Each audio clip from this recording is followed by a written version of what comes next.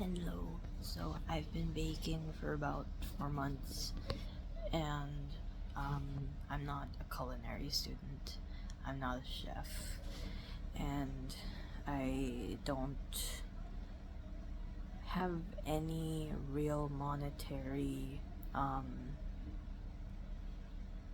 don't have any monetary reason to pick up a skill. Uh, it's started as a hobby about 4 months ago, and I thought I'd explain why. Um, so like February was when I first made my first sourdough starter, and prior to that, I would cook after class like every day almost. Um, it started off because I wanted to eat healthier, so I wanted to cook at home more. Started cooking like Greek food.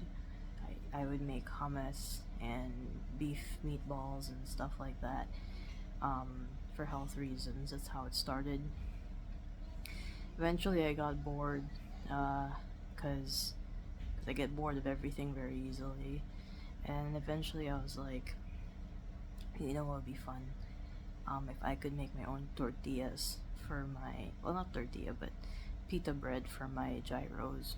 So I tried to make a gyro, make like pita bread from scratch. Um, but it didn't work. It became very gloopy. So it made me, because I failed, I wanted to learn why it didn't work out. So I started researching how bread works. Eventually, because I ended up in this sort of rabbit hole of like bread content, I ended up like discovering sourdough. So I started making sourdough. Started my first sourdough starter in February, and I made my first focaccia bread. Eventually, I sort of forgot about the pita bread, and I just continued making stuff with my sourdough starter. And it sort of started from there, and till now, I'm still doing it.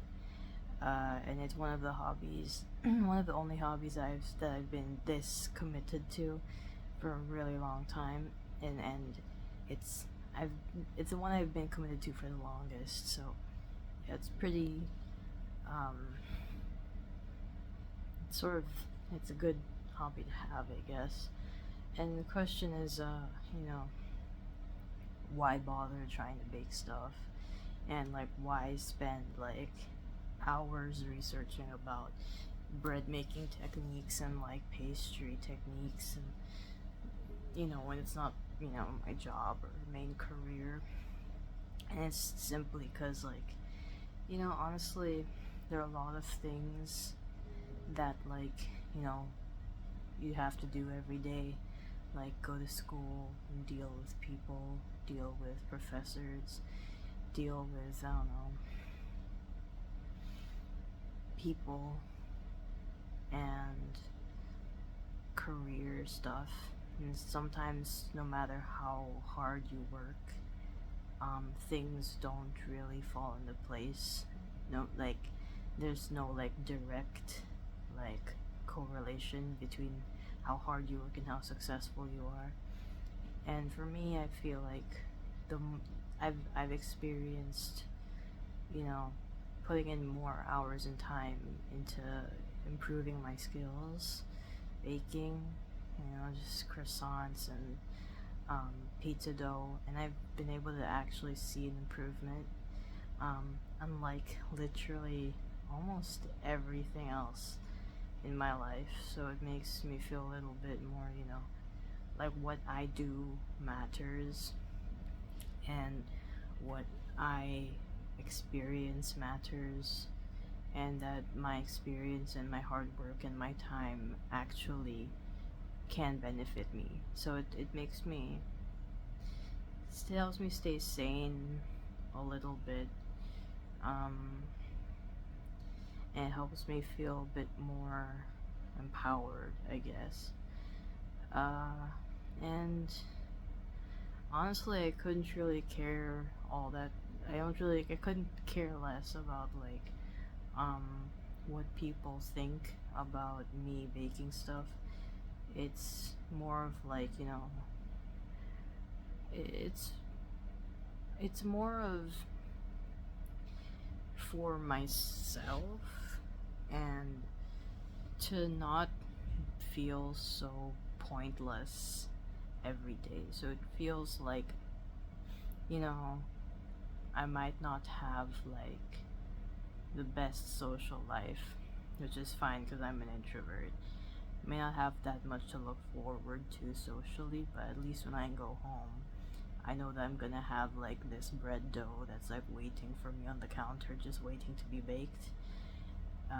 And I'll be able to turn that to something really yummy for myself. So, yeah.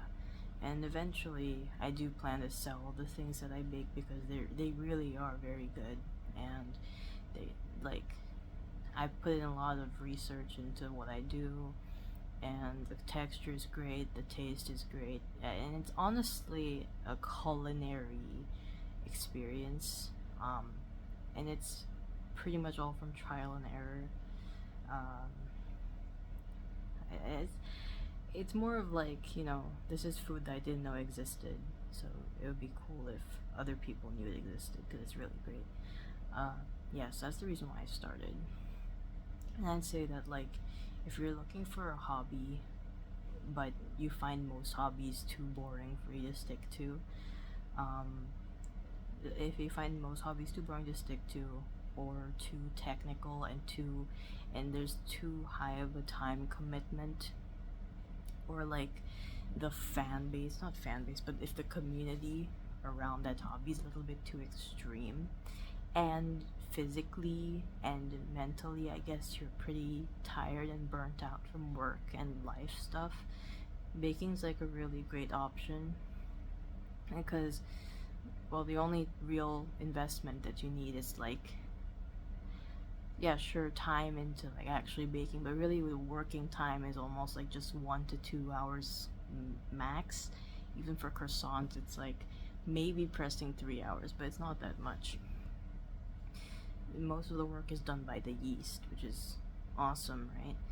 And also, if you're into like science and like technology and math, baking's great for you, because you'll be able to apply a lot of like scientific, you know, thought and practice into your recipe development and your baking practice. So you get to practice your brain, I guess. I used to be really really interested in chess, but then I found that there was too much of like a time and mental um like commitment to getting better in chess, and it's such a and the reward that you get from it is so little.